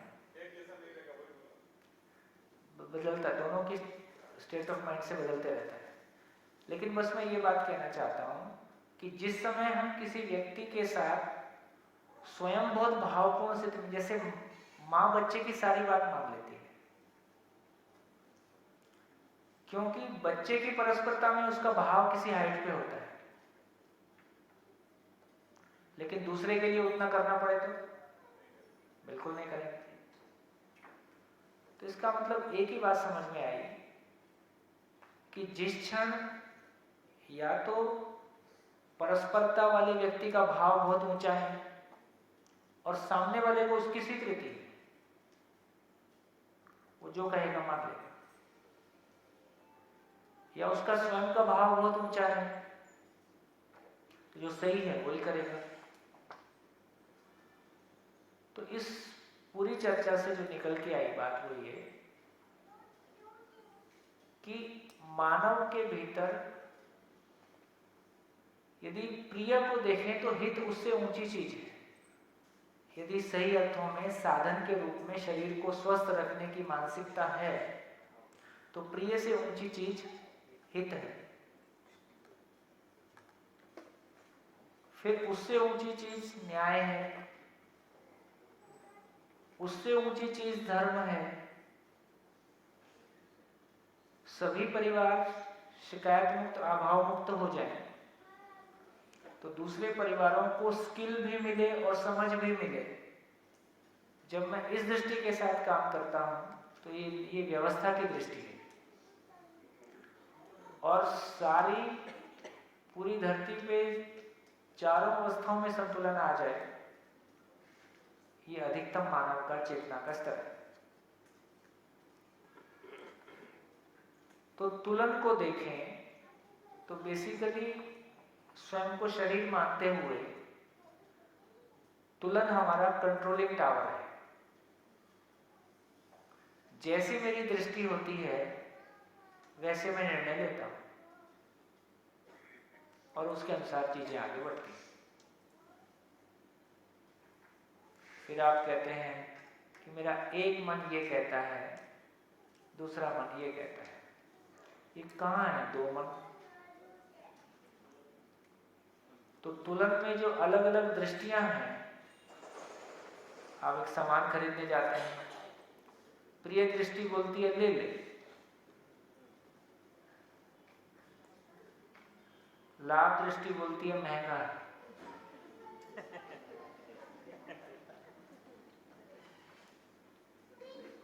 फिर प्रिय दृष्टि बोलती है दामाद के लिए लेना है। लाभ दृष्टि बोलती है ले ले।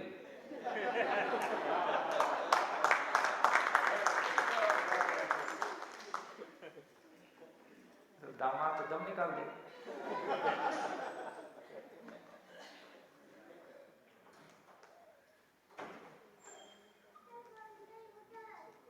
बढ़िया। मेरा दिल ये कहता है और मेरा दिमाग ये कहता है। अब बताइए दिल बेचारा क्या कहता है? ब्लड पंप करने के सिवा बेचारा जिंदगी में कुछ नहीं किया और अपना काम पूरी ईमानदारी से किया, फिर भी बहुत गाली खाए। पागल है, आवारा है, बच्चा है। अब करना है आप कूट पटांगे तो बच्चा बनोगे।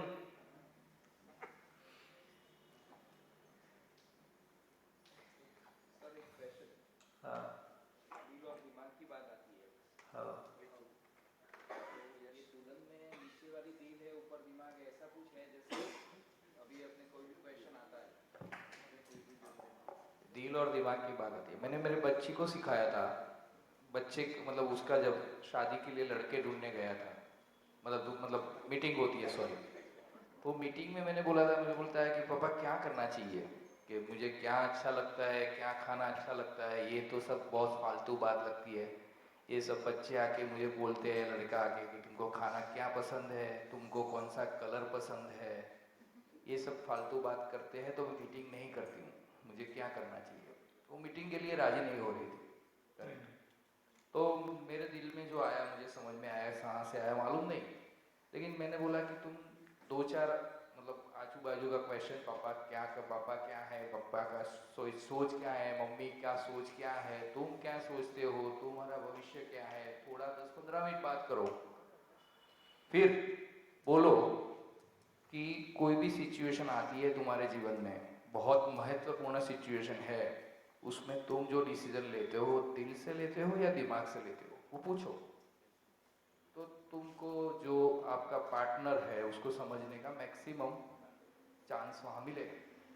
तो ये चीज़ मैंने उनको पढ़ाया, समझाया, और उनके हिसाब से हेलो उनके हिसाब से उन्होंने डिसीजन लिया, और उनको जैसा चाहिए था ऐसा हस्बैंड उसको मिला, ऐसा अभी लग रहा है, 1 साल हुआ शादी। तो मतलब ये चीज़ इसमें आती है, इसीलिए मैं समझना चाहता हूँ कि दिल और दिमाग जो अलग अलग बात आती है, राइट। दिमाग ऑलवेज लाभ और वो आगे की 3 सिचुएशन को समझता है, और दिल ये लगता है कि मुझे नेचर के साथ जीना है, मुझे ये जीना है, जो नेचर हर बार तो मिलती नहीं थी, बिजनेस करना होता है तो सिटी में, शहर में जाना होता है। तो उन्होंने बोला कि तुमको यूएसए जाना है, तो बोलती है, लड़की ने बोला नहीं मुझे यूएसए नहीं आना है, ऐसा।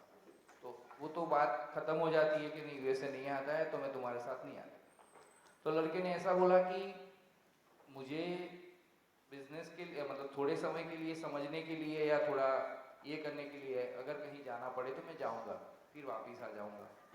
तो वो सिचुएशन में मेरी लड़की ने ये क्वेश्चंस पूछे थे और उनका वो निराकरण आया था कि तुम्हारे करियर के रिलेटेड नहीं, पर थोड़े समय के लिए तुम्हें जाना है फिर वापस आना है, तो मैं मंजूर है। तो मतलब ये दिल दिमाग वाली स्टोरी हर एक डिसीजन में, महत्वपूर्ण डिसीजन में आता रहता है। तो मैंने ये बात बोला था और ये समझने के लिए बोला था कि दिल से पूछना, कि मतलब तुम कोई भी डिसीजन लेते हो तो दिल से लेते हो या दिमाग से लेते हो। वो कुछ बात करने के बाद वो मेरे से आके घर पे बात करती थी कि पापा ये कि पापा का सेहत का ख्याल रखना है और मुझे जॉब छोड़ना है, तो मैं करियर को बाजू में रखूंगी और दिमाग से बात करके जहाँ मतलब पापा के साथ रहने के लिए वापस आ जाओ।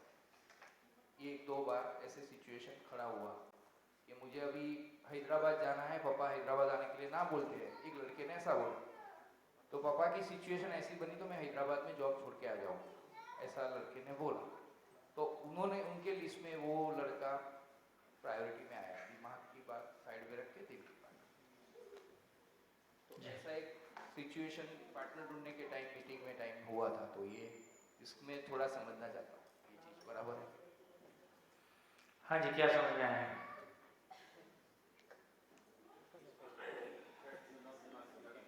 शिविर के पहले दिन हमने बात की थी संवेदनहीनता संवेदनशीलता और संज्ञानशीलता। जो न्याय धर्म सत्य है वो संज्ञानशीलता है,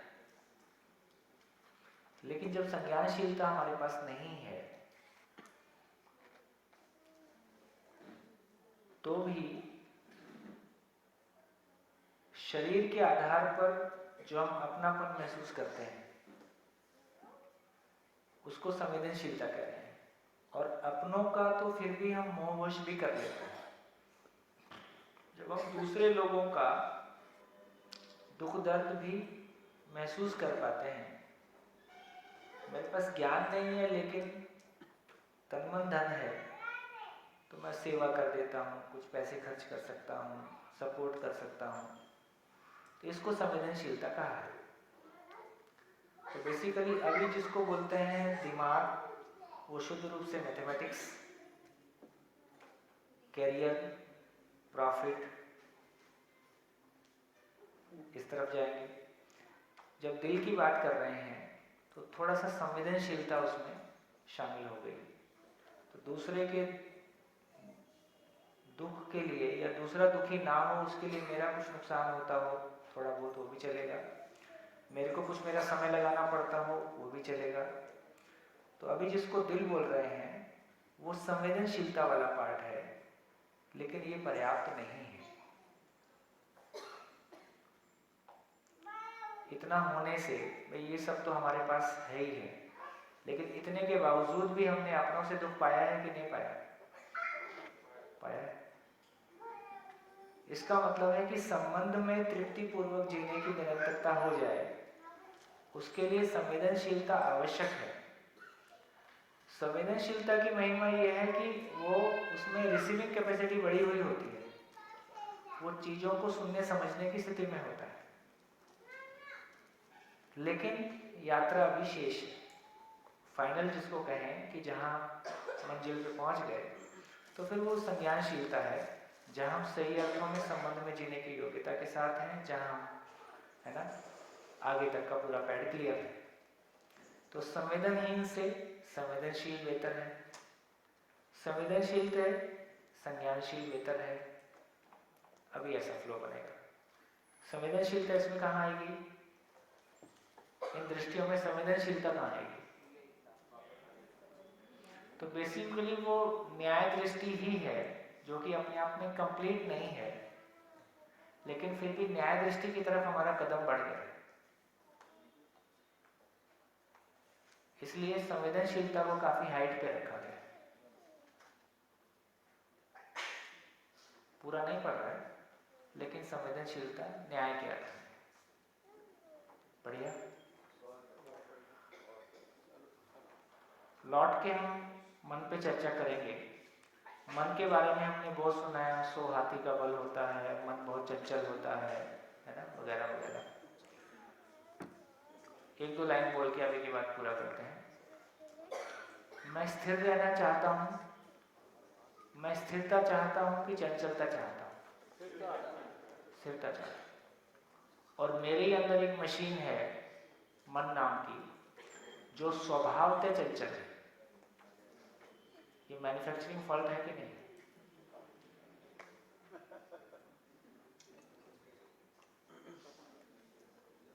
भाई मैं स्थिरता चाहता हूं और मन का स्वभाव चंचलता है।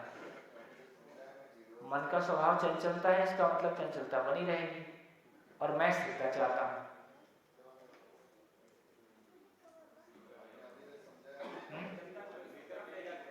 मन भी तो मैं ही हूं।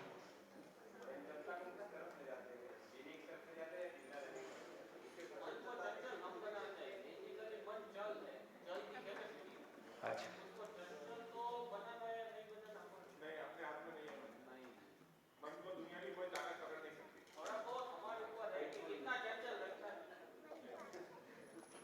अपने को मन चलाता है, अपने को मन चलाता है। मन को कौन चलाता है? मन को कौन चलाता है? हैं? कोई तो मन को भी चलाता होगा, नहीं?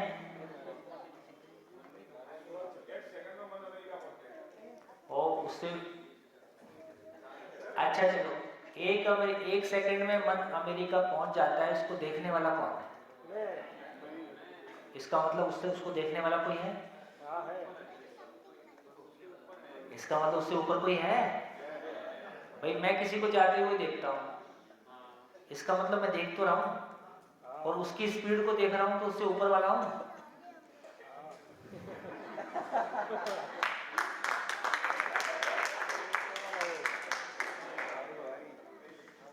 खाना खा के ये हो सकता है। फिर मिलते हैं लंच के लिए। नमस्कार, धन्यवाद।